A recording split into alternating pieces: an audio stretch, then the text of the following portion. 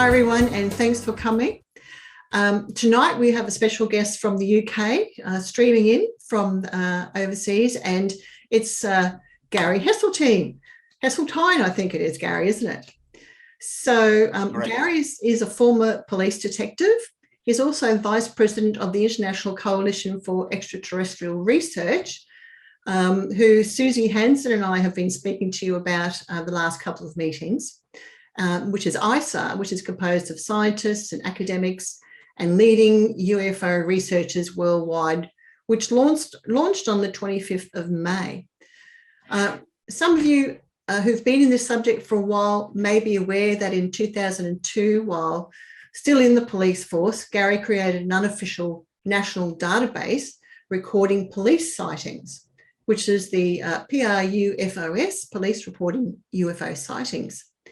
And the database collates police sightings from several sources, including newspaper archives and Ministry of Defence documents. Now, his work on police reports was recognised with an award from the US disclosure lobbyist Steve Bassett's Paradigm Research Group in 2010. Gary spoke on behalf of police officers worldwide who'd experienced sightings at the citizen hearing on disclosure at the National Press Club in Washington, DC in 2013. Gary spent 6 years in the Royal Air Force Police before serving in the British Transport Police between 1989 and 2013.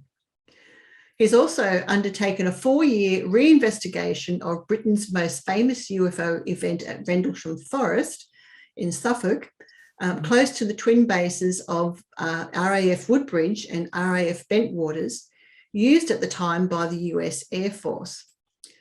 Now, Gary's just informed me before we started that he's going to also be giving us an update on that as well. So currently he's writing a book on that case, and it will feature new military witness testimony that should significantly change the existing narrative. Now, he's also lead researcher on a feature-length documentary on the case, now in post-production, and that's called Capel Green, after the field where some of the events occurred. And some of you might have been seeing that floating around on the internet somewhere. Gary's e-zine UFOmonthly.com ran for 3 years between 2004 and 2007, and he then had a year as co-editor of UFO Data magazine. He retired early in 2013 to dedicate more time to research and created the UFO Truth magazine, which is a 96-page bi-monthly e-zine, which features articles by leading researchers. Now, Gary concludes that on circumstantial evidence that some unidentified objects act as if intelligently controlled, and that whatever is behind them is likely to be extraterrestrial or non-human. So with all of that, I'm going to bring Gary in. Well, first of all, thank you, Cheryl. It's always a delight to talk to you. We talk regularly, obviously, to ICER meetings, but it's always a pleasure to do talks to groups. So I am more than happy to give time to your group. Thank you for joining us. Okay, what I'm going to do is 2 presentations that were brand new presentations given at the recent Barcelona World Ufology Congress that took place in 8th, 9th, 10th of October. So right up to date. The first presentation is when scientists and academics and the UFO UAP phenomena finally meet. And then the second one is this Rendlesham update, which Cheryl wasn't expecting, but I thought it might be an idea to do that. As you can see, the title page,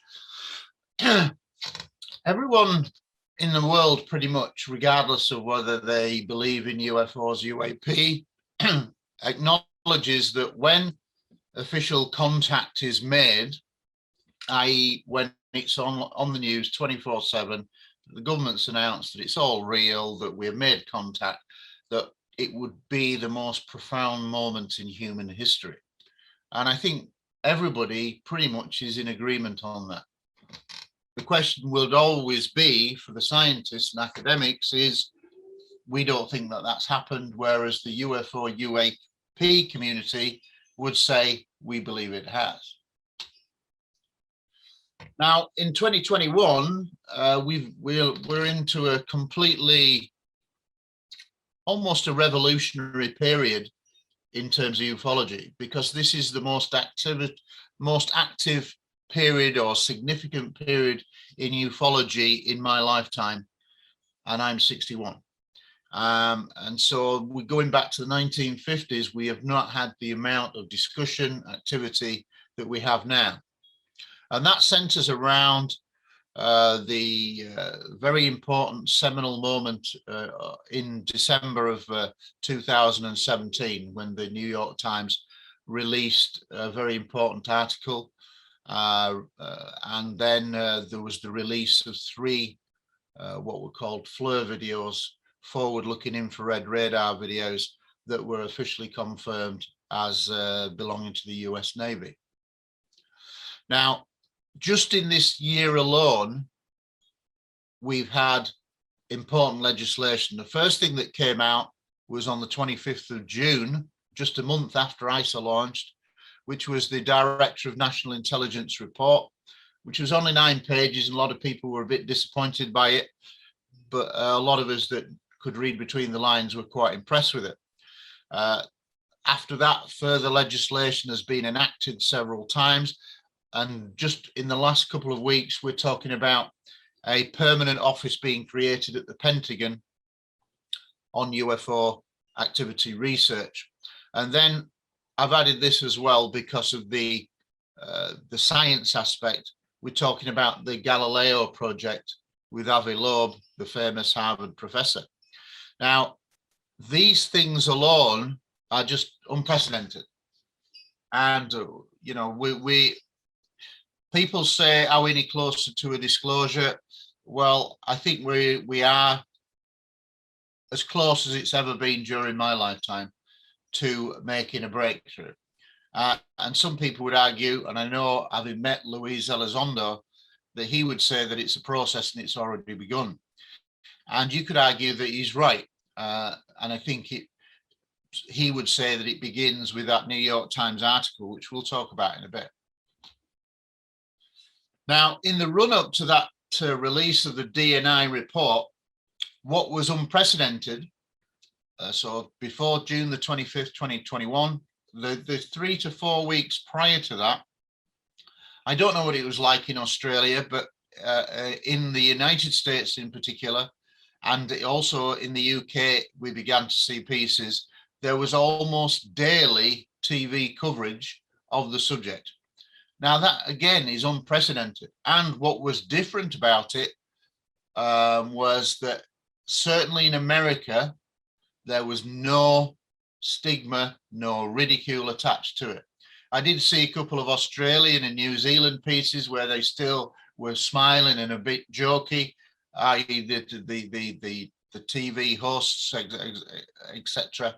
But in the main, and especially in the United States where this main report was due, it was being treated very seriously. And it was quite bizarre to see how many of the mainstream journalists struggled to deal with the topic, because they had believed, I guess like the public, for decades that there was nothing to it. And then suddenly they were being asked to do serious pieces of journalism. And you can see at times that a lot of the presenters had real problems getting their head around this subject in a serious manner. But that's their problem, it's not ours. So 25th of June, this document comes out. And we'd been led to believe that it was going to be something like 45, 50 pages in the unclassified section. In the end, it came out as a 9-page document. It was released late on a Friday evening at the end of working normal day, 5-ish in the United States. So probably 10 o'clock in the UK when I got it. And that was done deliberately. They didn't want press coverage, blah, blah, blah, although they knew that it would attract some attention, especially after all the TV coverage. Now, a lot of people were thinking, oh, it's a whitewash, 9 pages, what does it tell us? But reading between the lines, it gave us actually quite a lot. And the first thing that stood out for me was that their assessment started off by saying 143 cases of 144 cases that had been examined in the report could not be identified. And even if you were the archest skeptic, that is an unusual tactic for the Americans to lead with, because it implies a big headline for the newspapers. And that's what it did. That attracted a lot of attention. But what it really meant was that 143 pilots could not identify 144 incidents. Now, if you think about that, with all the might and sophistication of the United States and their technology, arguably, supposedly the most powerful nation on the earth, 143 pilots could not identify what they're looking at. And that, to me, was quite a mind-blowing statistic. The other thing that came from it that was really profound was that they said 80 of the cases had been captured on multiple sensor data. What that meant was that the ships surrounding, like the USS Nimitz, the aircraft carrier, the ship had recorded, the aircraft carrier had recorded sensitive technical telemetry data. The aircraft who saw the tic-tac, etc., captured important data on their aircraft. And then the surrounding carrier ships, the USS Princeton was tracking things on radar, and again, collecting huge amounts of data that's not been released to the public yet.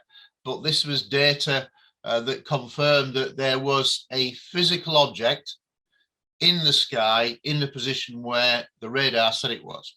So if you think about that, 80 of those 144 cases proved that we were dealing with something that was in the airspace, that was tangible, it was real. You could throw a brick at it and it would go bang. It would be able to be touched. So there was something physical in the airspace.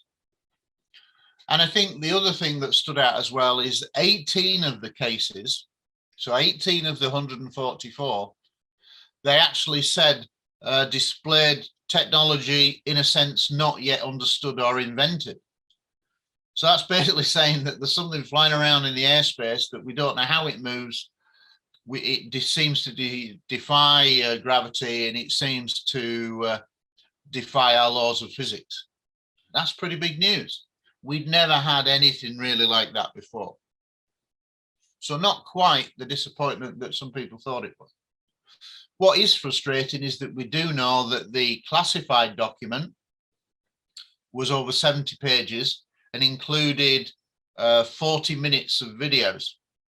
And wouldn't we have loved to have seen what they saw in those 40 minutes of videos? But what this proves is that those 40 minutes of videos are there, at least 40 minutes.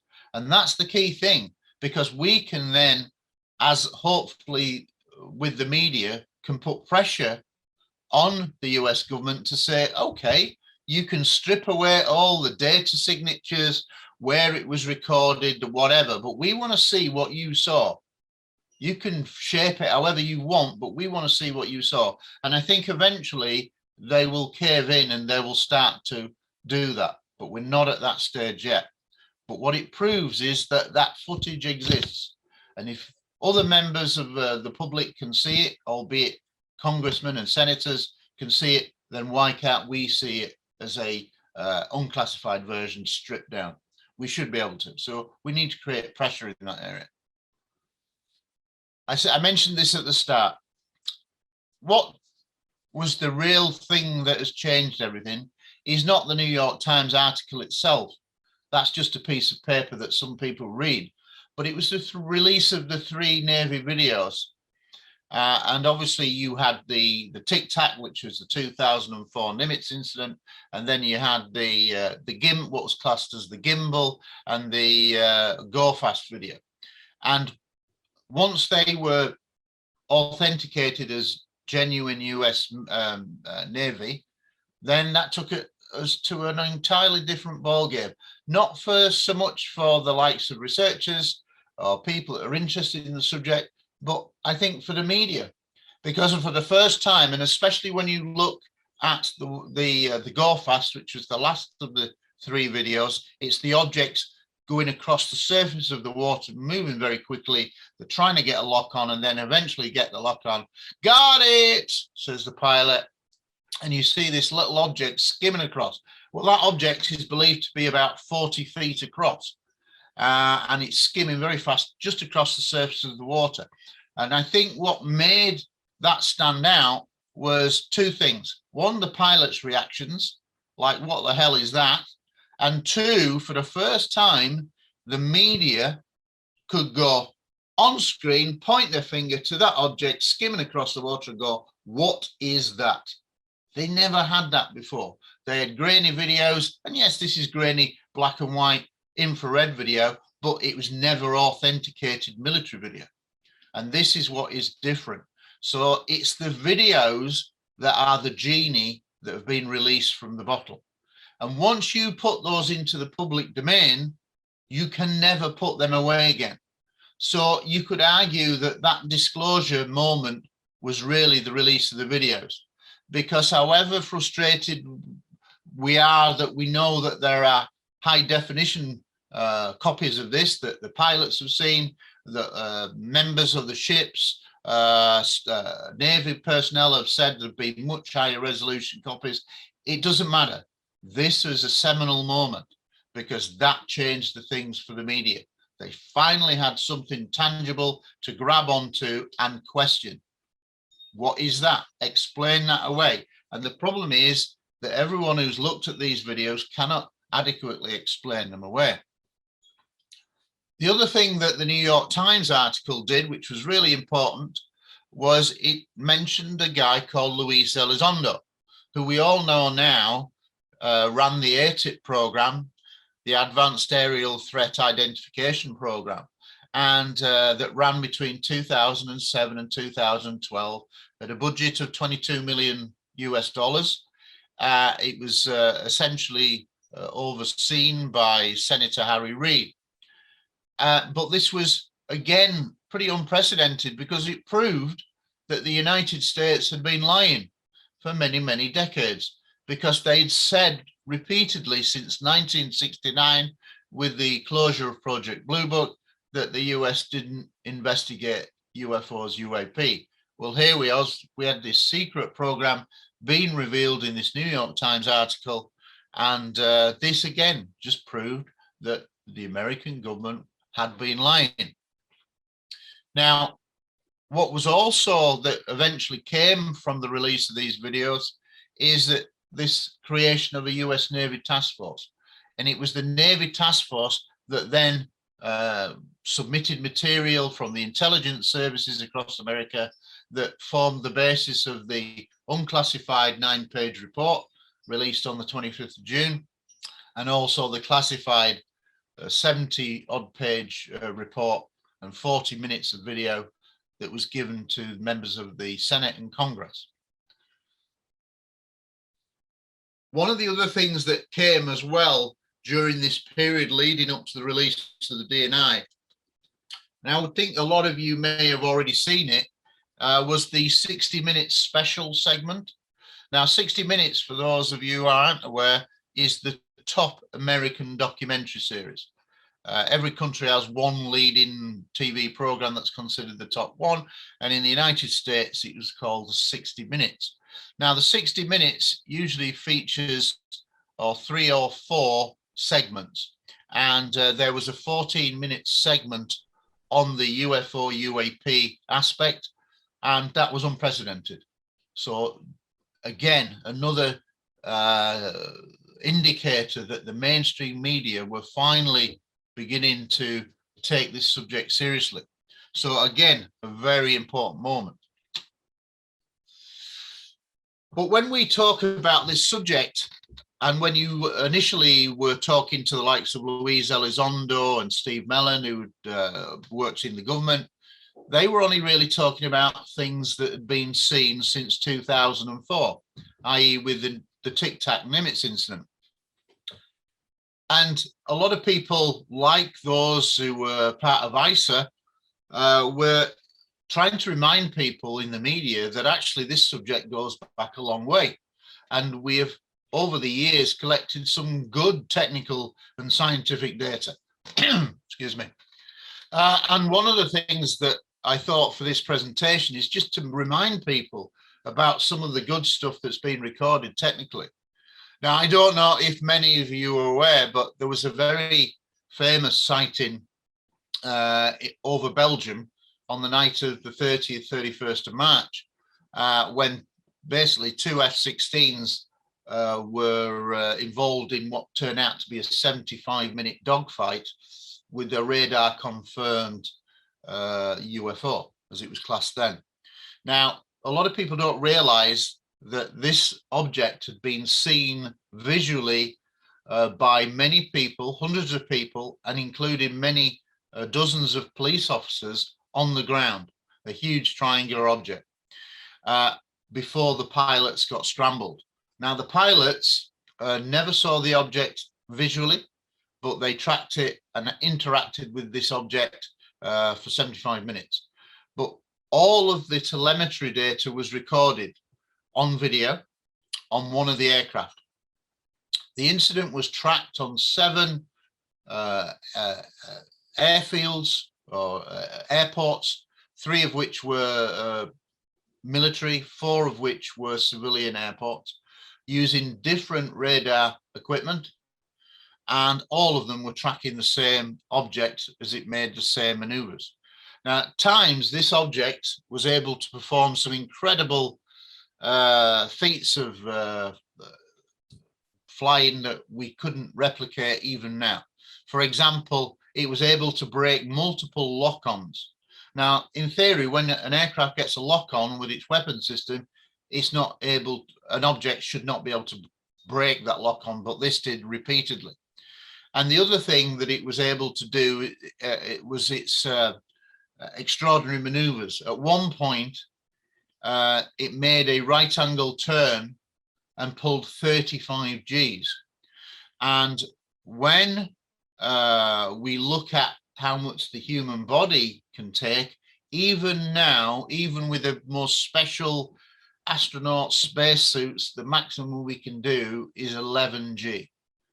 So this in 1990 was pulling 35 Gs, and the other telemetry data showed that it was going towards 40 G. So this is a seminal case in terms of technical data that still could be examined now by scientists if they wanted to. And at the time, the chief of the air staff of the Belgian Air Force, a guy called Colonel Wilfred de Brouwer, is down in the bottom left-hand corner. He made 2 statements because unusually he was that impressed with the footage and so amazed by this object that he put out a public press conference. Now, again, that's not something that's ordinarily done. Most governments are very secretive. They don't share anything, but this guy did. And it's important for 2 quotes. And you can see them on the screen. But basically, the first one was the 1990 quote, which basically said, at some point in the future, we will have the technical means to capture all of the data, and it won't be a mystery anymore. And if you think about that statement that he made in 1990, that's really what we got with the Nimitz incident. Yeah, multiple sensor data, aircraft visual, multiple ground and airborne data. So that's he was thinking ahead of time.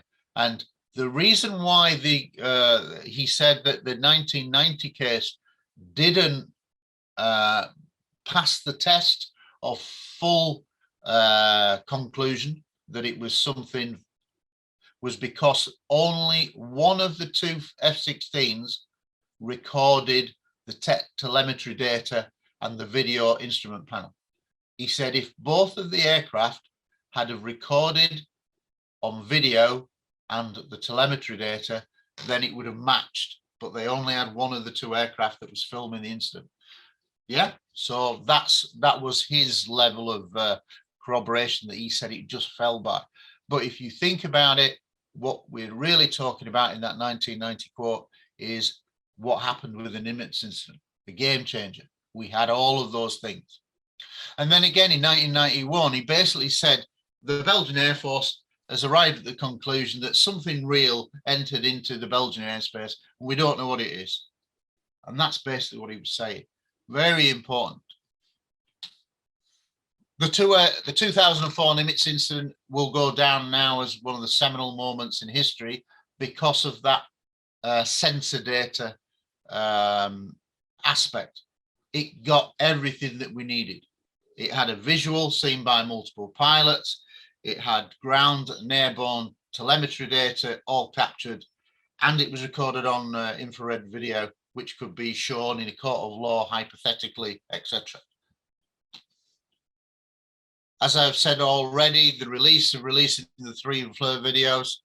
Now, one of the things that came from it is that there are some kind of like people who are recognized as scientific gurus or scientific, I don't know, pop stars, I guess. You know, some people have a celebrity status as scientists, and one of those is a guy called Michio Kaku, who's, you know, been for the last 2 decades has been like one of these celebrity astronomers, physicists who will always be interviewed.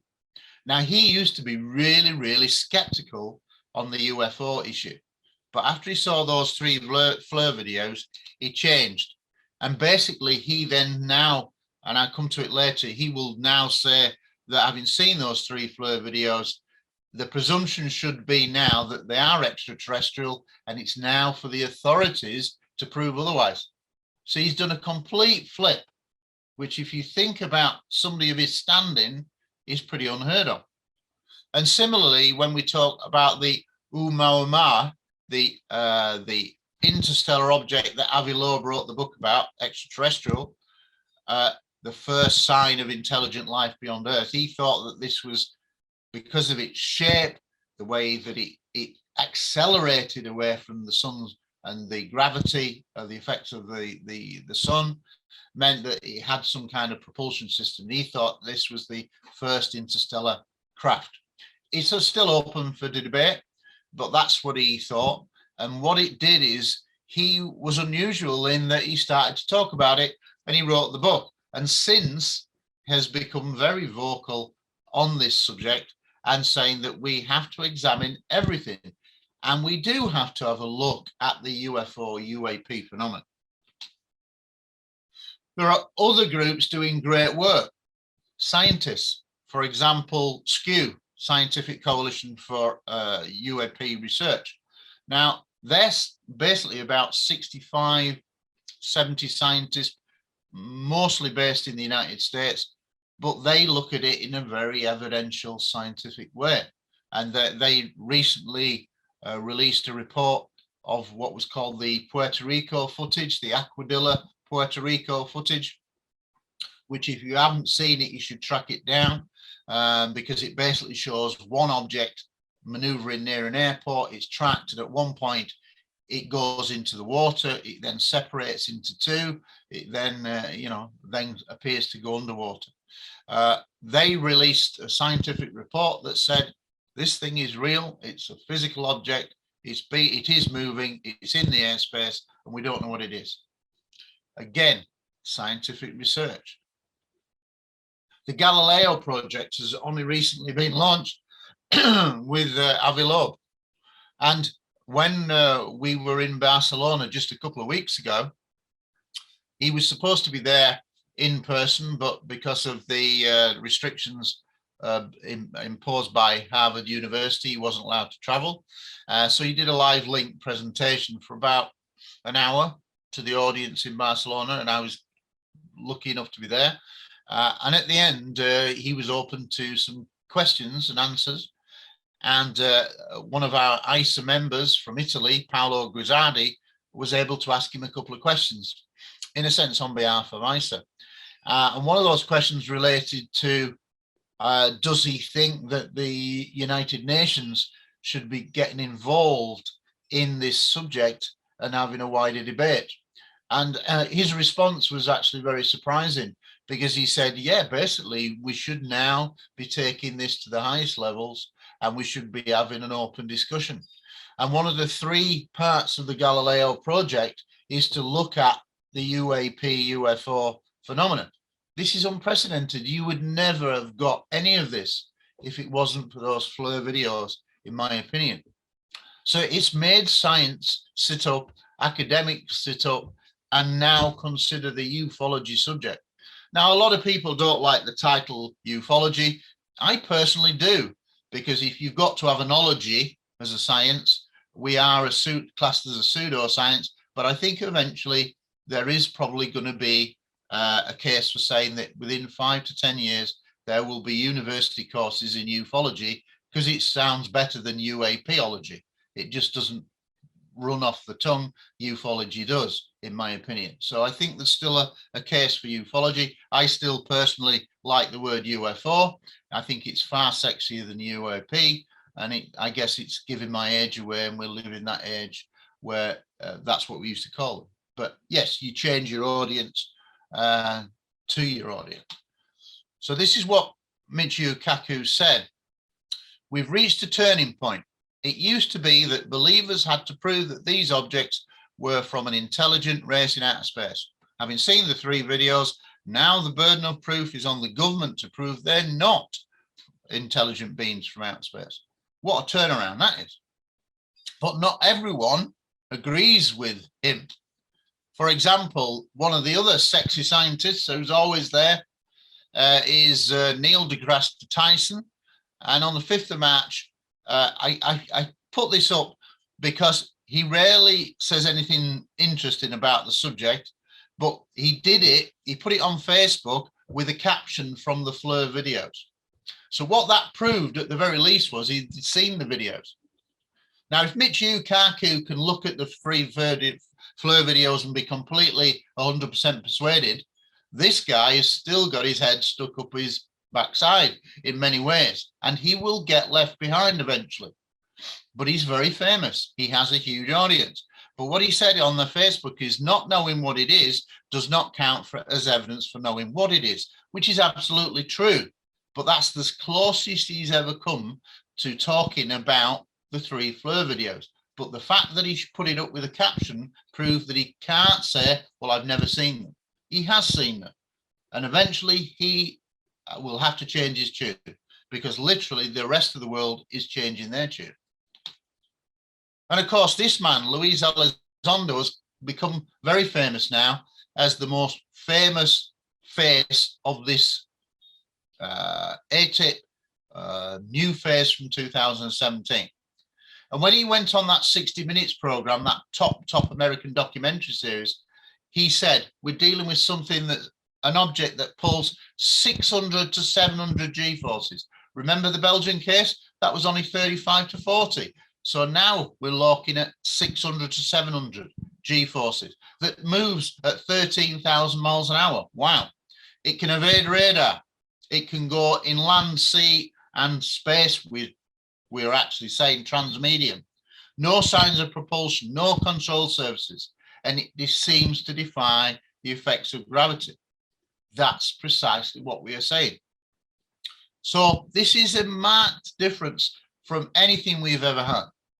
Now, when a month ago, I was in San Marino, which is a little independent country bordered by Italy, and Luis Elizondo was there. I talked to him online via ICER in one of our online Zoom meetings like this.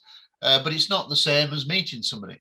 And fortunately enough, I was able to grab some time with him in San Marino, and he was very impressed with what ICER is doing, the global approach.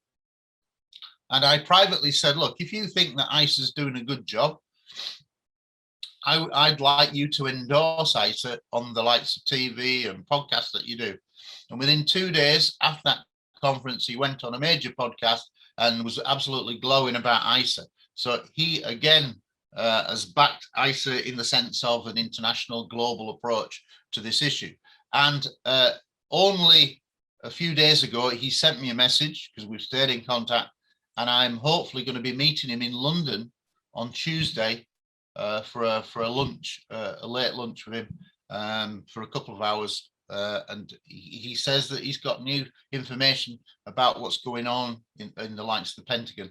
So I don't know what's going to come out from that, but this guy is the main go-to guy in the world. He has become very famous in terms of the media.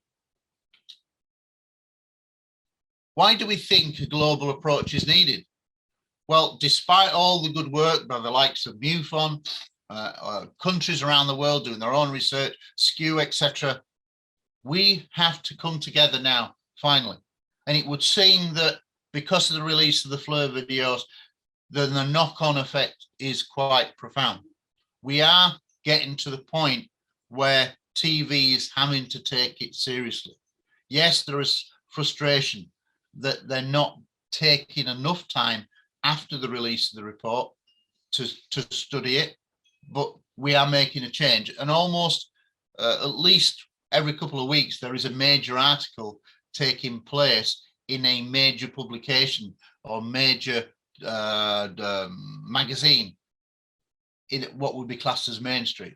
We've never had that before. And the key thing is that it's time that scientists, academics come together and recognize that this is a real subject worthy of scientific scrutiny. And from an ICER point of view, we've always said all along, the more we study this, the more the data is studied, the more this will indicate that we're dealing with something that is not terrestrial, that's not human, that's likely to be extraterrestrial. And that's the key thing, is that we have to now, scientists, academics, and your researchers come together, sit around the table together as equals. It should not be about egos of my group's better than your group. I'm a scientist, you're not worthy to sit at this table. That all has to be put aside, because now we're dealing about something that affects the human race. And that's where we have to come together as the human race. One species, the human race. And that is my first presentation. Thank you very much. That's that one. That was very good. Thank you, Michael. Thank you. And I know I'll just come off shared screen and try to set up the second one. So just, Cheryl, you take over for 2 minutes and I'll get back to you. Sure, not a problem. I was just thinking while you were talking, I have seen that before in in-house, at an in-house meeting. I was thinking that the DNI report is, I thought at the time that it was designed to do something, not necessarily to be something, to be a, a lever to maybe to, put pressure on the government to release more information. But anyway, that was just a thought that I had. And actually, when you go through that DNI report again and all the things that came out of that at the time too, I thought a lot of those similar things to you, Gary, that 143 pilots out of 144 couldn't identify something that they were looking at. I mean, that's pretty amazing. And I think that it sort of went over some people's heads. I think I don't know, but that was my feeling from some of the people I was speaking to. That there was a lot of things in there that just sort of slipped by, like a thief in the night, basically. And I think that was done deliberately, to be honest. They tried to play it down by releasing it late on the Friday at the end of a working day. They were going into a weekend where they know that the press won't give it the full coverage. They were trying to downplay it then, but too many people had been knew that it was coming out. It was funny. I got a phone call on the Friday in the UK from Sky Television, which is obviously a big streaming service in the UK and Europe, and they said, would you be available for an interview next week when the report comes out? And I said, next week? It's supposed to be coming out in the next few hours. And she said, no, we've heard that it's not coming out. It's the weekend, it's not coming out. And sure enough, it comes out literally a couple of hours later. Sky never came back because they'd all gone home. So I think a lot of it was done deliberately to minimize it, but it still did get a lot of traction. But what is interesting is that after the release, within a couple of weeks, a lot of the TV coverage dropped down and the reports dropped down. And I think that is because the media are struggling to deal with it seriously. They're still getting their heads around it, and there's all talk about, well, is it American secret stuff? Is it foreign adversary, China, Russia, or is it from elsewhere? Well, I think the TV people would like to believe it was foreign adversary, because it's a lot easier psychologically to deal with. They don't want to, they've been fed a lie for all these decades that you can either say that they're complicit and were involved in the cover-up, which in reality is they were, or we can be kind and say that they were a victim of the cover-up and they were put in the dark. Now, if we're going to work with the media, we've got to keep them on side, so we should say that they were victims rather than being complicit, else they won't like us. So if they were victims, then they too have been deceived, but I think that they have got real issues getting their heads around this topic, because they suddenly realize now that there is something going on, but wow, we thought this was all crazy stuff. And so there hasn't been the amount of coverage that I would have liked to have seen, especially in the United States, after the release of the reports, certainly not on TV, and it needs to, because I personally think that it's the TV stations and TV companies that create the pressure on governments. The UFO community is not strong enough in any country to, or have enough money to create any power to create that influence. It's the TV news stations that can create the pressure, the internal pressure on politicians that we can't. If you think about it, if a prime minister was having an affair with one of his secretaries, they would be all over it like a rash, and the TV would expose this to the point where it all came out, and the person either resigns or whatever. That's the kind of pressure that TV can do. We need them to now start doing that on the UFO UAP subject. They're the ones that can create the political pressure. Okay, second presentation, because we're on time, is now going to be, again, nobody's ever seen this apart from about 10 people in a workshop in a little room in Barcelona. It wasn't done in the main platform, which was about 250 people. This was just in a little room, and there was only about 10 people there. So you're now going to be privy to that. So this is the second presentation. And the title of the book that I'm writing about Rendlesham Forest is Non-Human, the Rendlesham Forest Incident 40 years on, which pretty much gives away what I think this is in the title. Okay, for those of you who are not aware of Rendlesham Forest, it's regarded, rightly or wrongly now, by most serious researchers around the world as being the second most famous case in UFO history. And that's a big title to fill, shoes to fill, and that's because it contains many different elements, and this is not a one-off sighting. This is a number of sightings over several consecutive days, which takes it into a different level. Most UFO incidents are one-off events, or what we would call a flap, a number of sightings that take place in a regional area. But this is one incident located, a series of incidents or taking place over 3, potentially 4 successive nights in late December 1980, both in the forest and on the twin bases of RAF Woodbridge and RAF Bentwaters. And it was mainly seen by US Air Force security police officers who were basically there to protect nuclear weapons in what was a nuclear facility called the the weapon storage area at RAF Bentwaters. Now, just as a bit of a background, I always had an interest in this case because when I served in the Royal Air Force Police between 1983 and 1989, for 3 of those 6 years, I worked on 2 nuclear bases as a Royal Air Force policeman, doing exactly the same job, protecting a weapons storage area that contained tactical nuclear weapons, which were small, low-yield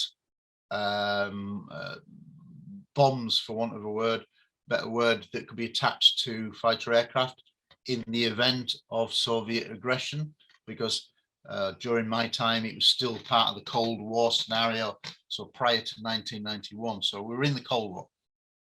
Okay, so I always knew that there were bound to be more witnesses involved in Rendlesham, and sure enough, that's how I actively became involved in research when I met the former deputy base commander of the twin bases, called Colonel Charles Holt.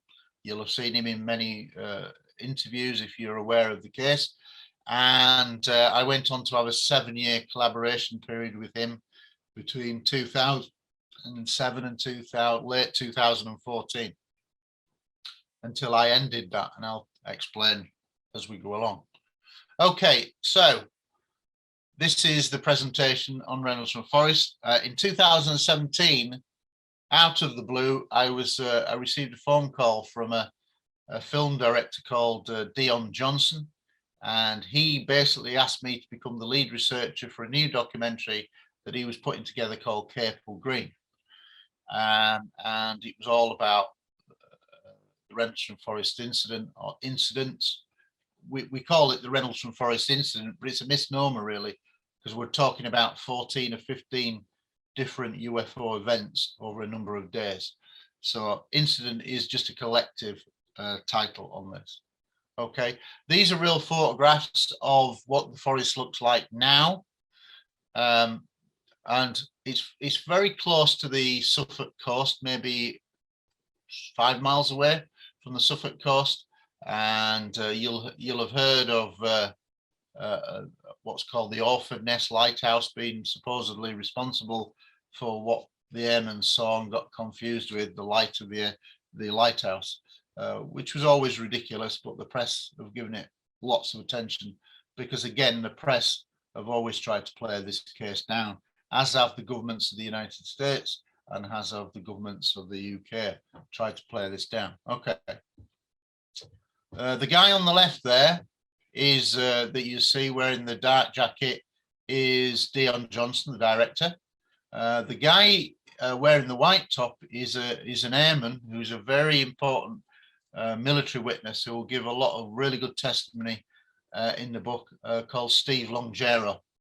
And I invited Steve Longero to one of my UFO Truth Magazine conferences in 2018 in Holmfirth, West Yorkshire, close to where I live. Okay, so what the reinvestigation entailed was check everything that's been written about this case prior to 2017. So research everything prior to 2017 before I got involved, and then everything from 2017 onward that formed a part of my reinvestigation. And then at the end I've put agendas, because were there any conclusions that I drew from that 4 years of research? Well, let's look at the RFI, the Rendlesham Forest incident before 2017. If we break it down, in terms of where we were prior to 2017, we'd established that there had been 3 nights of consecutive UFO activity. So 3 successive nights of activity. It largely involved US military personnel, mostly security police, but not only. Physical evidence had been recovered in the form of 3 ground indentations where photographs had been taken, soil and tree samples had been taken, where an object had seemingly, a small object had descended through the canopy of the Corsican pine trees, knocked off branches and gone into a small clearing, sat on the ground. Okay, this object was believed to be, as in that picture on screen now, this was a drawing made by one of the witnesses, Sergeant Jim Peniston, of a triangular craft sat on the ground. This is believed to be night 1. And it's basically triangular in shape. It appears to be on 3 legs, hence why there's 3 triangular ground impressions. It's about 3 meters by 3 meters in size and about 2 meters high, so 6'6" high. And then if you look on the bottom right hand corner, you'll see 3 sticks that are stuck in the ground. It's a terrible photograph, but basically it shows a triangular, and it's actually a perfect equilateral triangle of a 3 meter by 3 meter ground impressions. Now, there are actually only 7 photographs in existence of the landing site from the first night. Nobody has ever seen any more than that, and they were originally published in a book called You Can't Tell the People by Georgina Bruno. Very good book. Okay, we also had physical evidence in the sense that during 2 nights later, Colonel Holt, as he retired as a full bird colonel, he went out with a team of people and said that he witnessed a series of live UFO events, and that he kept making intermittent audio recordings into a little dictaphone. So he'd give a little update. 2:44, we've just crossed the creek, and we're looking at strange objects in the distance. Something like that. He was making periodic updates. So that's a piece of physical evidence. You could hold that dictaphone up and the little cassette tape and say, this is CH1, Charles Holt 1. Similarly, after the incident, 2 weeks after the incident, Colonel Holt, at the time a deputy colonel, he was told to write to the Royal Air Force because it happened on British soil, and send a brief report. So he wrote a 1-page memo, which has become famous as what's called the Holt Memo, arguably one of the top 5 military documents ever written because of his rank, you know, a lieutenant colonel, you know, so absolutely unprecedented. And then, of course, we had some testimony that's now in existence from 2 American servicemen who were at the bases in the radar towers, who went public in 2008 in Robert Hastings' book UFOs and Nukes, very good book. And they said that they were in the towers on one of the nights and they saw physically an object by the tower just hovering, and then it shot off towards the forest, and it had been tracked on radar. So that was really what we had in a nutshell prior to 2017. Then I begin my reinvestigation. And that reinvestigation looked at, I thought, well, if I'm going to do this properly and put my name to this documentary, it best be accurate. I'd never been asked in the same way to do this. So I said, well, if we're really going to do it, I'd need to do it thoroughly. So that's why I then embarked on reading everything I could on what had been established prior to 2017. And prior to 2017, having followed the case and researched the case for a long time, since 2007, publicly, I thought I knew the case well. And I suppose I did by most people's standards, but I was amazed to find that when I went back into the reinvestigation phase of everything, there was actually a lot of things that I didn't know. I've just got to let my dogs out for 30 seconds. Cheryl will be aware of this, that I have 2 dogs in my study. I'm still online, and there we go. Not gone anywhere. They run my life. They share my study with me. So I have to let them out for a wee every now and again, and there we go. So back in the room. Okay, so yeah, when I started looking at a lot of the original printed material that had been published in old UFO journals and things like that, I found some things that I thought were really pertinent that had not been covered in any of the books at any depth.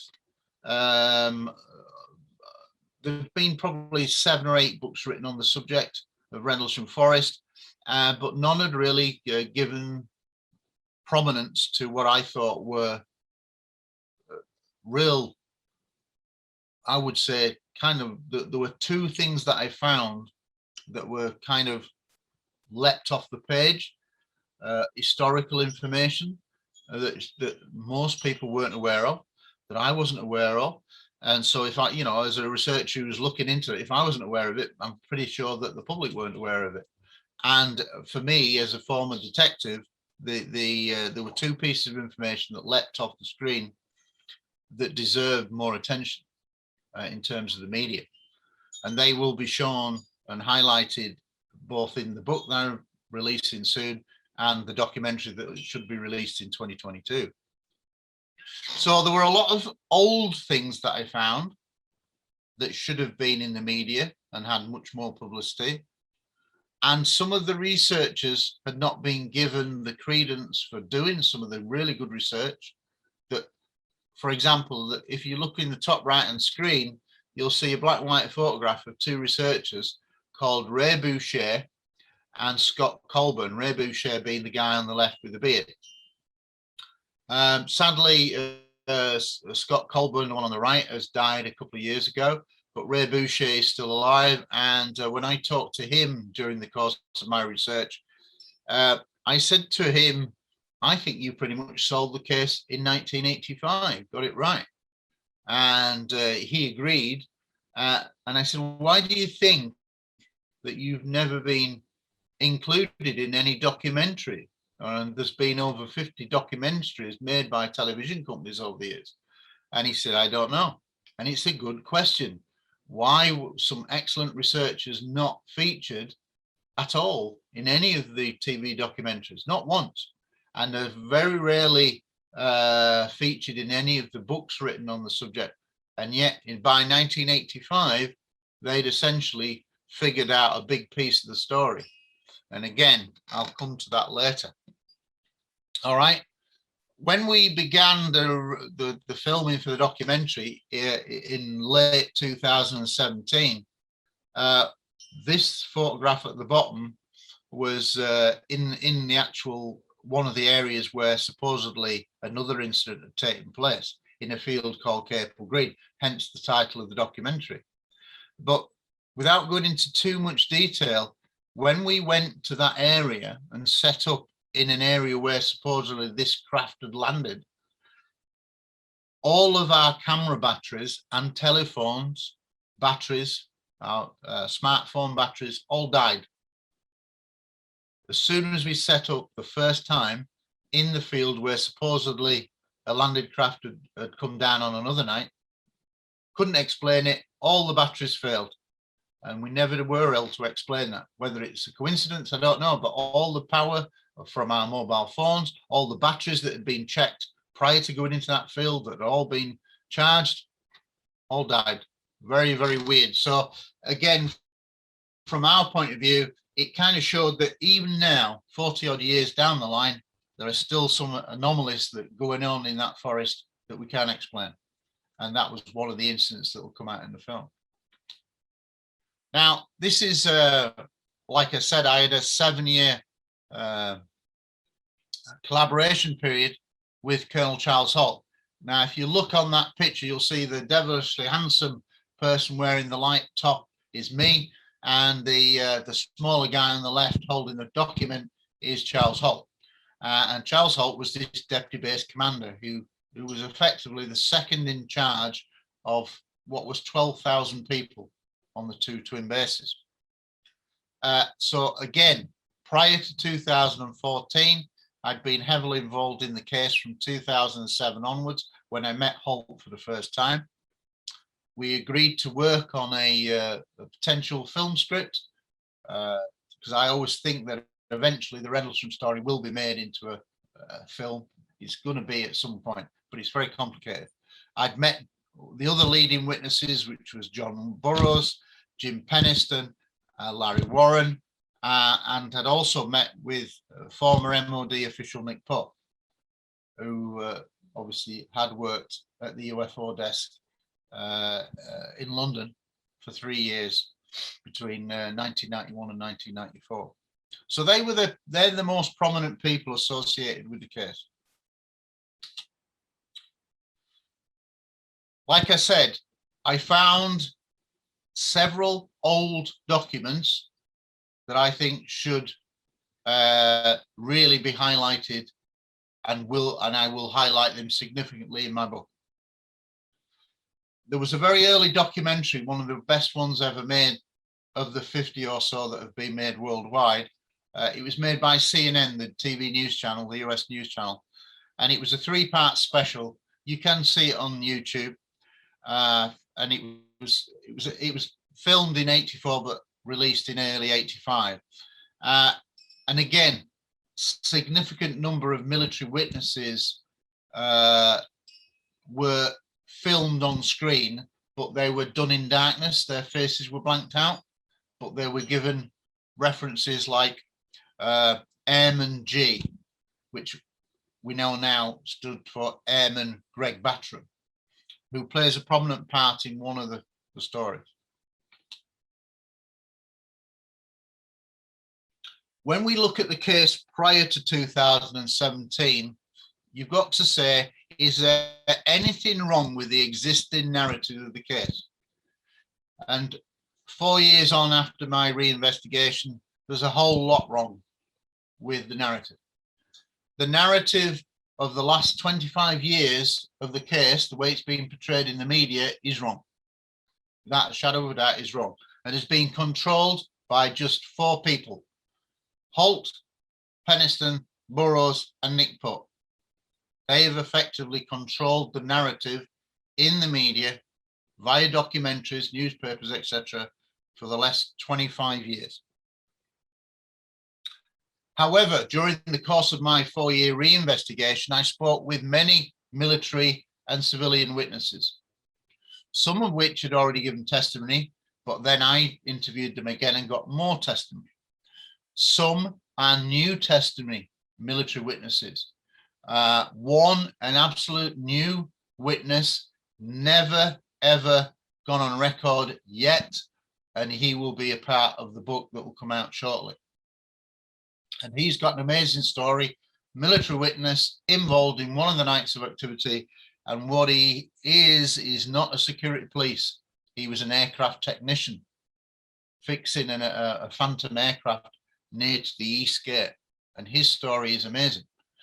So what happened during the course of my reinvestigation is I talked to a lot of existing military witnesses, probably about 20 or so military witnesses, and they all said that the existing narrative is wrong and that we don't come forward or won't come forward, some of them, because of the way the narrative is being portrayed. It's wrong.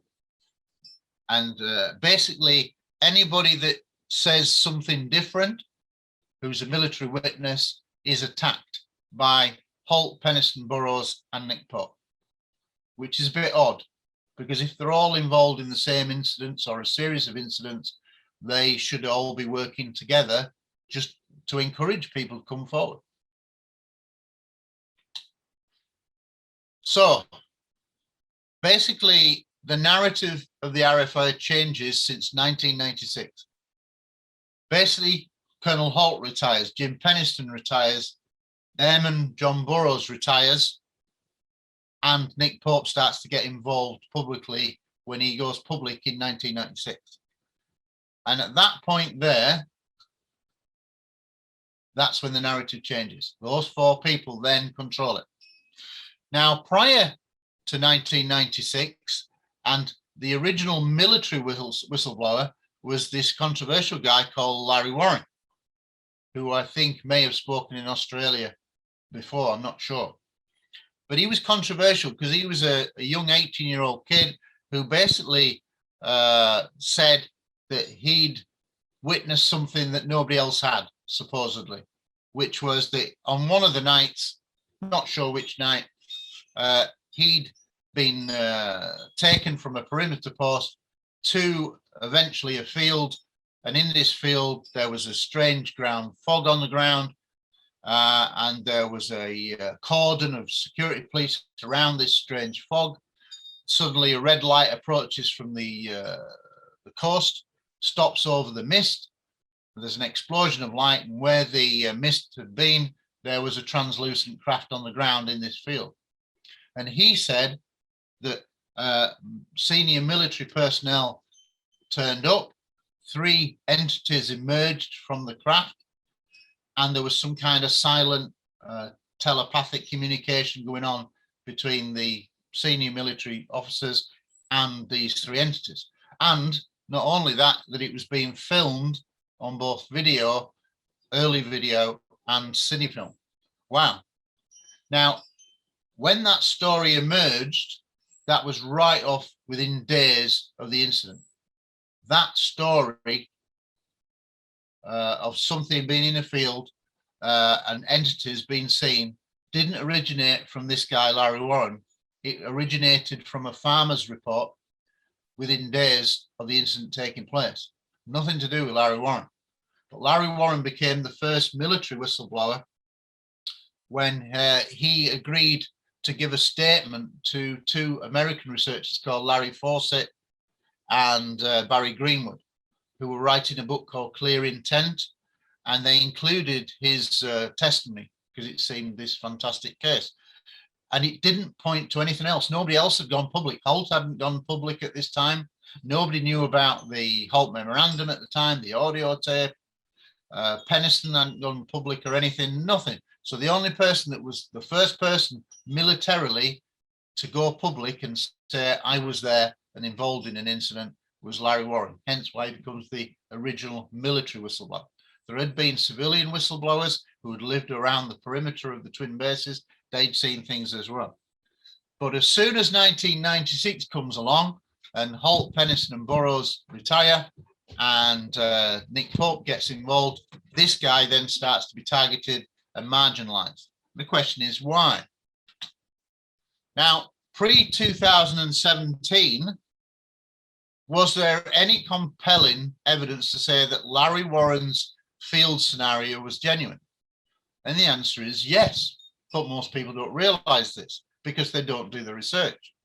2 military witnesses have confirmed it. Sergeant Adrian Bustinza, who is this guy here.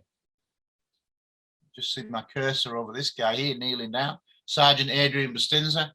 And Airman Greg Battram, who's this guy at the bottom of the screen next to Larry Warren wearing the blue Air Force uniform.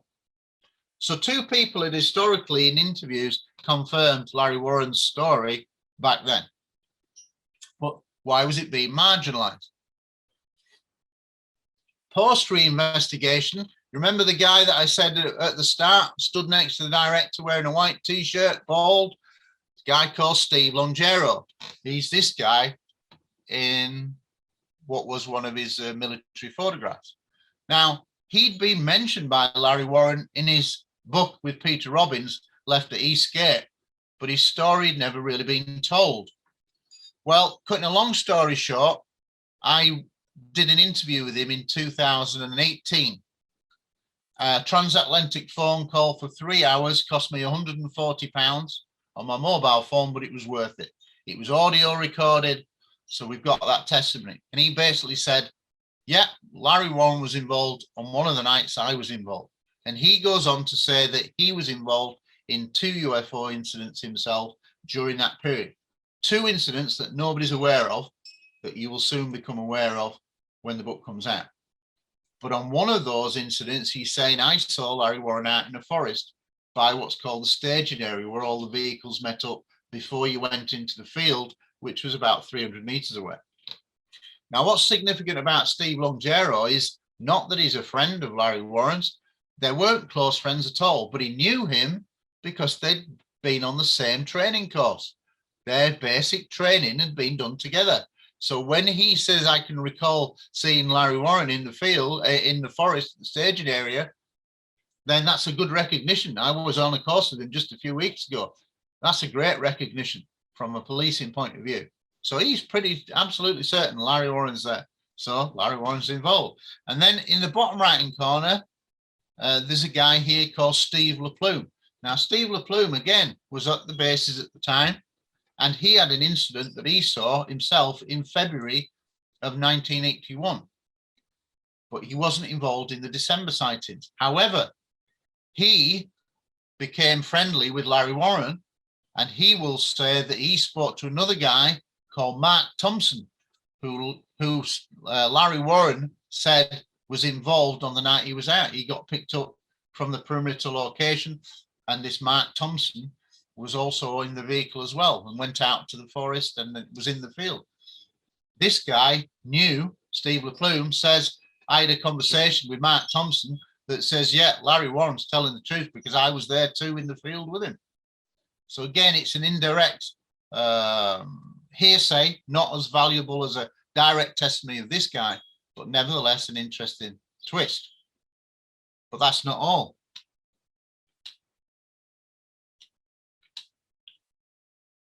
How many of the military witnesses involved in the RFI have undertaken a modern stringent polygraph test? Only one. And that guy's the original military, the whistleblower, Larry Warren, there. And this, I was present, that's me in the background. This is her home where she conducts her work. She works from home in Ealing in London. And this lady here, an American, is the leading polygraph examiner in the United Kingdom. Has done over 2,000 polygraph tests. She's worked with the FBI, the British police on various things and with businesses. And when we talk about the modern polygraph test, you're hooked up to 5 different pieces of equipment that monitor everything that it goes into a computer in terms of like charts. And it lasts about half an hour, the whole process. And he undertook this test. It has a percentage accuracy of something like 95% accurate, which is pretty high. And basically, he passed it with flying colours. She said he gave very good charts. And what he was attesting to was that the incident that took place in the field, that it was being filmed, that entities were seen. He's the only one. Now, she said afterwards, she said, I am more than happy to do it for free. She did this for free because she was interested. It's not her normal business, and she found it interesting to do something a bit different. She gave the offer to all of the other military witnesses who've gone on record, Holt, Penniston and Burroughs in particular, to go on the record and have a free modern polygraph test. None of them have accepted that offer. We have tried to challenge them to get them to take up that offer. Okay, now, whilst in the United Kingdom, polygraph tests are not routinely used in terms of getting jobs or vetting people for senior positions. In America, where it is used, did you know that other than the president, everyone in the United States military and high-ranking political positions, senators, Congress people, high-ranking people, all have to undergo this modern stringent polygraph test and pass it? So think about that. So this is the very highest you can do. And he passed it. Now, the Capel Green documentary is still in post-production, and it's going to contain a lot of stuff that I won't reveal in my book because I have just concentrated on the late December period, the actual incident, whereas the Capel Green looks at other things like other cases, other incidents that are still going on in the forest now, where people have come forward during the course of the documentary, strange things have been seen or reported, etc. I wanted to just feature on the whole case in late December. That's the period I'm looking at.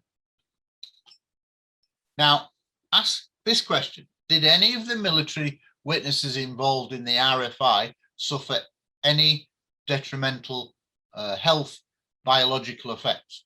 And the answer is yes. Several of the witnesses had like radiation type sickness, including Penniston, Burroughs, Bustinza and Warren.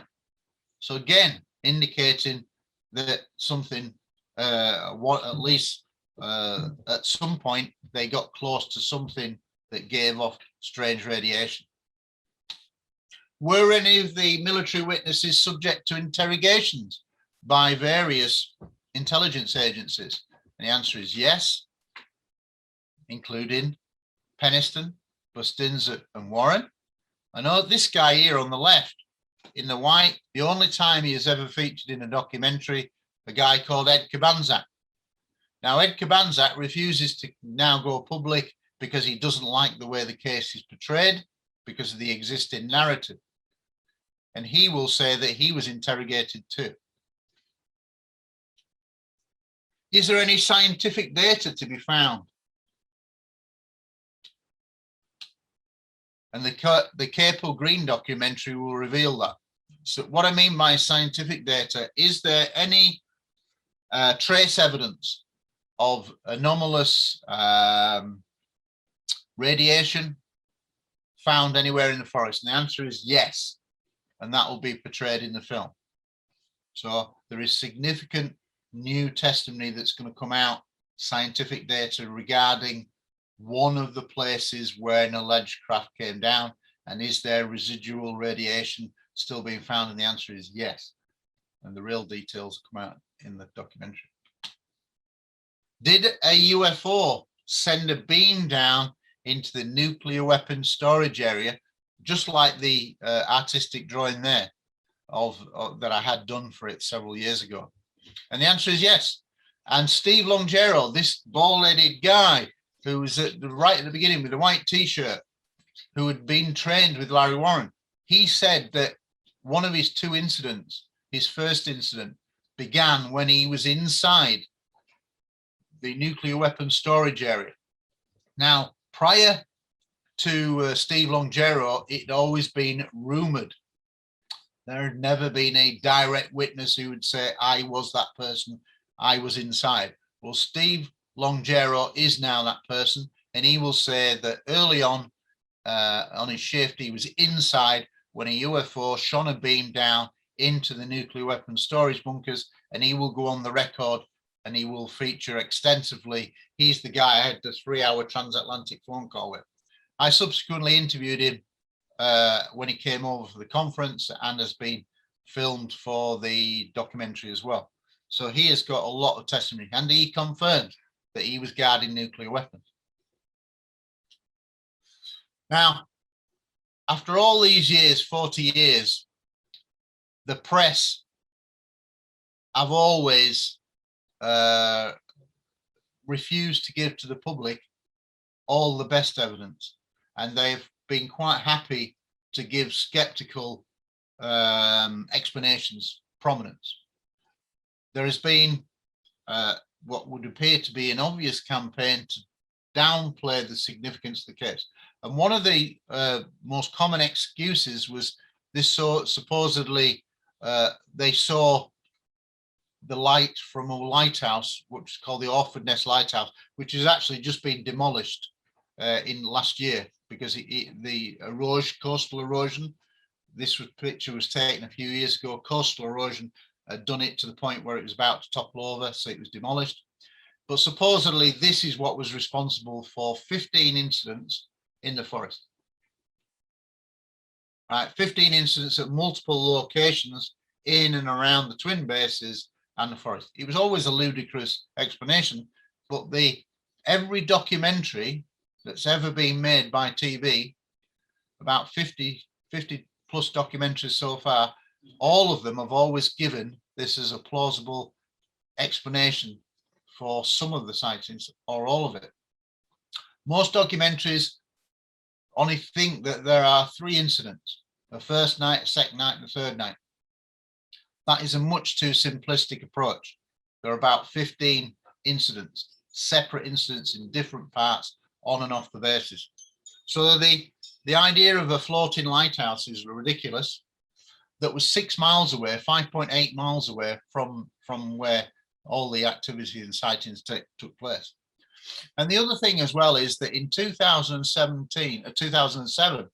in a UFO Hunters documentary, the witness who was still working at that time in operating that lighthouse before it was demolished, he went on camera in that documentary and said there is a piece of metal that stops the full beam going inland. So the beam cannot cast a beam into the forest like had been suggested. But again, not reported by TV documentaries, not reported by the media. So it never could have been responsible, but that's not how it was portrayed in the media. The other one is, was it the activity related to maybe a crashed East German space capsule or a Soviet capsule that had to be recovered? Well, if it had been just one incident, that might have been plausible. But like I said, we're looking at 14, 15, potentially more, because I still think there's more testimony out there to be found.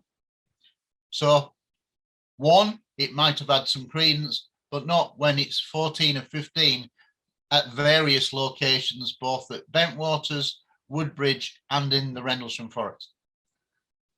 And the other main excuse that's been put forward all these years is, believe it or not, that it was a psychological operation. And this has gathered prominence in recent years, that they're trying to say that in 1980, they did a psychological test to test the response of the airmen using holographic technology to put UFOs or seemingly put them into the air. Well, again, if this was a one-off incident, one sighting, it may have had some credence. But again, multiple incidents on two twin bases, on the bases, and also in the forest. And did we have that technology then? Do we have that technology now to do it in such a convincing way? And the answer was certainly in 1980, no. It doesn't hold water, too many incidents. Are there any singular multiple person agendas involved in the RFI? As I conducted my 4-year reinvestigation, I came to the conclusion that yes, there had been both singular and multiple agendas at play. Cutting a long story short, I think this guy, this was the actual base commander of 12,000 people. He was a colonel at the time. He retired as a 2-star general. He passed away in 2018. Colonel Gordon Williams. And as I did my reinvestigation, he'd been interviewed a couple of times on TV, and one of which, very briefly, was for a documentary called I Know What I Saw by James Fox, the documentary filmmaker who recently released The Phenomenon, very good documentary. And he grabbed hold of him just as he played a round of golf, and he's leaning on the roof of his car, and he just, they kind of like just stop him, kind of ambush him, and he talks for about 2 minutes on screen. But he said something that over the course of my 4-year reinvestigation began to hit home more and more with me. And what he basically said is, once the Halt Memorandum came out, which was an official Air Force document, we couldn't defend that. And basically we had to confirm it. Now, the significance of that is a bit like the DNI report, reading between the lines. Because what he was saying is, because it was an Air Force document, and that document, the Halt Memorandum, confirmed that there'd been at least 2 nights of UFO activity, they couldn't deny that. It was an Air Force document. It said 2 incidents in the memo. They had to stand by that, but he didn't want it to come out. But reading between the lines, what he was saying was, if there was no written record, we'll deny everything else. Yeah, they couldn't deny the memo, but everything else they could attack, and that's what they did. That's the Halt Memorandum, this 3-page, this 1-page, 3-paragraph document. That's one of the top 5, in my opinion, documents in the world. First document, first paragraph says that there'd been a landing of a triangular craft on the first night. The second paragraph saying there were ground impressions and samples taken, depressions found, so ground trace evidence. And then the third paragraph, this is the key one for me, is where Lieutenant Colonel Holt, the deputy base commander, said I got involved in multiple incidents 2 nights later. So this is what you've got, and there is other testimony that will come to light in my book with arguably the most famous guy, which was a guy called Sergeant Adrian Bustinza, who'd already said that Larry Warren was involved, had already been interviewed several times over the years and said Larry Warren was there. But he was like the Holy Grail. He was somebody who was very reluctant to speak to the media, had never been interviewed on camera. And eventually, after trying for 2 years, I spoke to him in 2019. And I had a 4.5-hour transatlantic call. It cost me £180, but it was well worth it. Because this guy reveals a new incident that nobody's aware of, that Colonel Holt, who was present, has never revealed, that Jim Peniston, who was involved in this other incident, has never revealed. Why? And he also eventually said that Larry Warren was in the field with him, that there had been silhouettes, as he called them, as in entities, and they had been filmed, and it was as he described. That testimony will feature heavily in the book, and significantly, that was backed up. It's captured on audio as well. I recorded it on audio.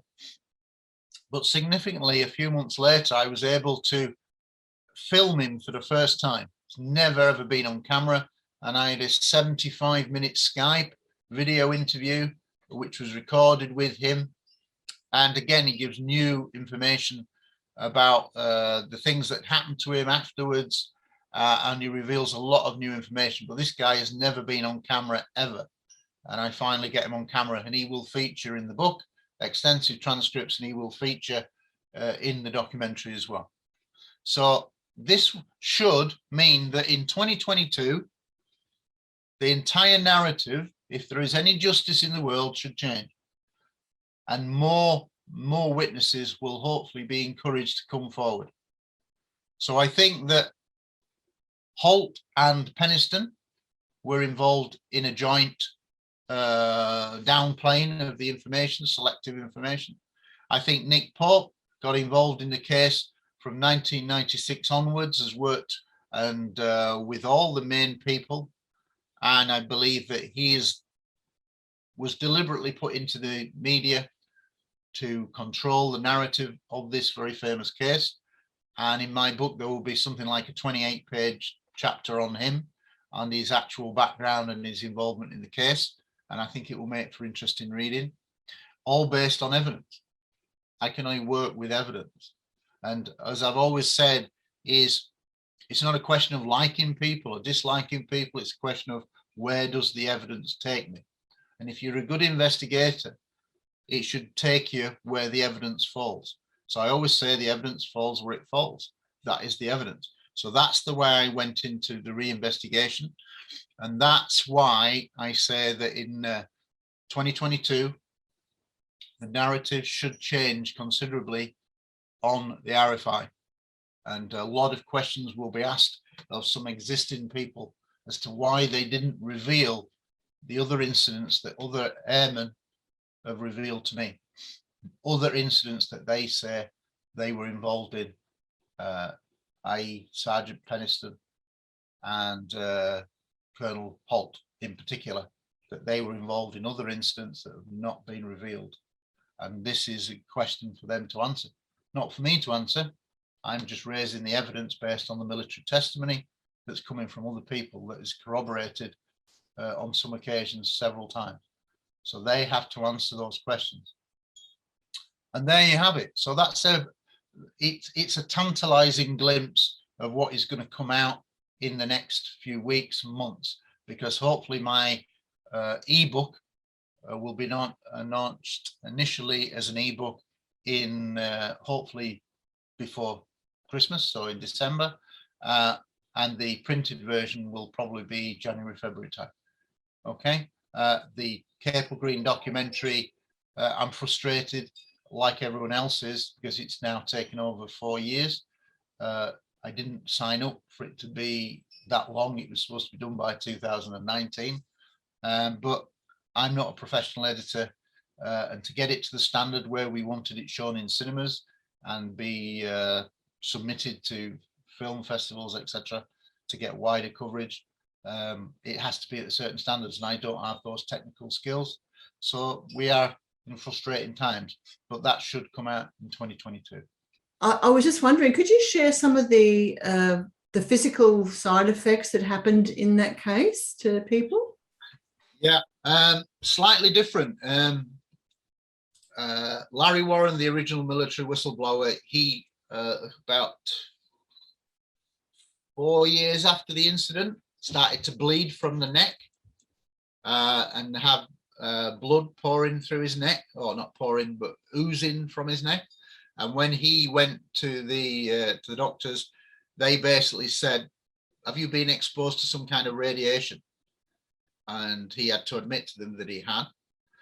John Burroughs, who was one of the significant military witnesses, he went on to have a heart defect, and he had to, he almost died. He was very poorly, and he had to have a major operation to repair a heart defect.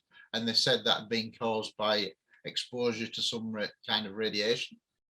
The very reluctant witness, who I mentioned right at the end there, Adrian Bustinza, Sergeant Adrian Bustinza, at one point during his 2 nights of activity, not 1 night of activity, 2 nights of UFO involvement, he said he fell and was touched by some kind of light, and this light had affected his fingers, and also had affected like a rash on his fingers that he couldn't explain, and he'd also got a rash on his groin that it was somehow related to radiation, so to one of the abnormalities.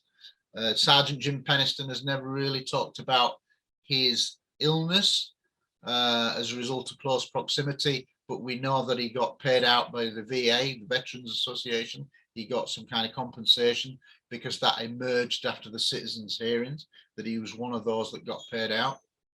And finally, Colonel Williams, the base commander, Grant Cameron, you may have heard of, the Canadian researcher. He came over for one of my conferences in London, and he stayed at my house for a little while, and we did a little film, and he gave me some interesting information, and I'll share it with you for the first time. That Grant Cameron said that he was aware of several people who were involved in the Rendlesham Forest incident having had some medical issues and had been examined by senior military people, and he listed Peniston and Burroughs, but then he listed Colonel Gordon Williams, the base commander. Now, Gordon Williams has always said he went nowhere near the forest. So how would he suffer radiation illness if he had not been in the forest, as was mentioned by Larry Warren and Sergeant Adrian Bustinza, who'd said, yeah, Colonel Williams was having this silent face-off meeting, telepathic meeting with these creatures, entities, whatever you want to call them. So that would seem to give some corroboration or some credence to the fact that he too had been exposed to something, and he must have been close to the event to get these radiation burns or effects. So, there you go. Yeah, so it's quite significant and important. If you see a UFO, should not rush up and touch it. Yeah, often there may be hazardous side effects, but it seems to be inconsistent because some people get the radiation, other people don't. And if you think about the scenario of a landed craft, this ground fog that had been there, and there maybe been 10 or 15 people involved in the cordon, well, how did any of those people who have never come forward, did they suffer any kind of radiation? There's still so many more witnesses that can be traced if we can change the narrative and break through this stranglehold that 4 people have on the case. Having worked on 2 nuclear weapon storage areas, is you have what's like hardened bunkers that are covered with soil. So from above, they just look like green grassed areas, but inside they've got metal doors and it's all contained. And then they go underground a little bit where they keep the nuclear facilities, the weapons. What he's saying is that he saw the object by the forest that then shone a beam down like at a 45-degree angle into what was called the hot row, which was a hot row of nuclear bunkers covered in grass. It did this, it did like a grid-like pattern and went slowly down the whole bunkers, checking each one out as if it was scanning for something. And that's how he described it, like a pendulum scanning all of the hot row, which was about 300 meters long. I think what I concluded was that there had been agendas, various agendas, and that Holt, Penniston and Burroughs and Nick Pope had all been involved in trying to stick to a certain narrative that was acceptable for the public. They don't want the other incidents that these other airmen refer to coming out. That's why all the witnesses who've tried to get their stories out get attacked, because there is no documentary piece of paper that supports it. So if you remember what Colonel Williams said is, when the Holt memo came out, it was an official Air Force document. They couldn't deny it anymore. There had been at least 2 nights of activity. But we now suspect there's 4 nights of activity, 4 successive nights, and that anything that there was not a paper trail for, they would deny. And that's why anybody's story that's different to the existing narrative is attacked. So I think they're all involved in various ways to play down the real significance of what's occurred there. Because if you think about it, would the Americans or the British governments want to admit that the base commander of 12,000 people had met and had a silent face-off with 3 creatures, entities, whatever you want to call them, of a landed spacecraft in a field surrounded by security police, multiple witnesses, and it was all being filmed? Would the Americans, the British, want that to come out as a reality? We now know that there are 4 successive nights, not 3, 4 successive nights of activity, and you could argue that it was expected. Hence why that they had the cameras just in case it did come back. And actually, as a little side story, one of the policemen, a British policeman who attended the forest, who didn't see anything, or he claims he didn't see anything, wrote a letter many years later to a British researcher, and he said, I always found it funny that the Americans had got everything set up in the forest as if something was going to land there. And it kind of hints that they knew something more. Is one of the reasons why ICER was created, the International Coalition for Extraterrestrial Research, because what we're saying is that after 70 odd years of research, we do think that the evidence points to something that's real, acts with intelligence, and is likely to be extraterrestrial, non-human.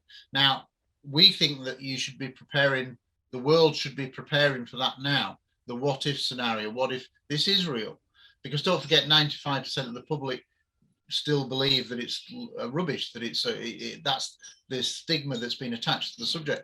95% of people do not realize the full facts that are associated with this subject. So the idea is with ICER is that we should be creating social awareness programs now, educational programs, where basically you try to prepare the public in all sectors of society, whether it be children, whether it be the general public, whether it be military, aviation, political, whatever, all different courses, awareness courses, to try to minimize the risk of hitting this brick wall. If they announced it tomorrow, that these things are real, a certain proportion of the public would be traumatized. It wouldn't be like it was in the 1930s with the Orson Welles broadcast, where thousands and thousands of people heard the radio broadcast, thought it was real, a Martian invasion, and they took to the hills fearing an invasion. That was then the technology of the day. Now we're much more sophisticated. I think we could handle a lot more, and most people would still go to work. If there was an announcement tomorrow, yes, people would be shocked, but most people would get on with their lives.